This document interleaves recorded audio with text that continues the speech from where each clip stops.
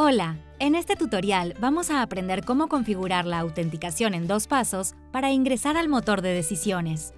Esta metodología de seguridad es opcional y consiste en ingresar una clave temporal o un token cada vez que ingresamos a la web del motor.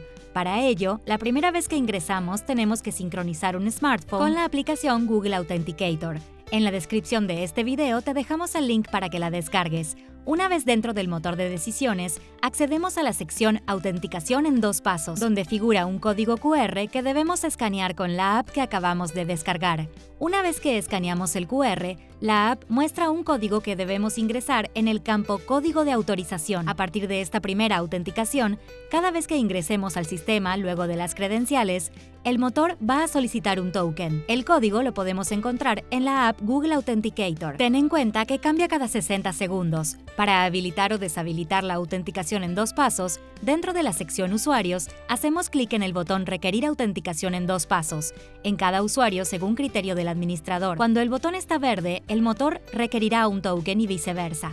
En este tutorial, aprendimos a configurar la autenticación en 2 pasos para ingresar al motor de decisiones. Gracias, nos vemos en el próximo tutorial.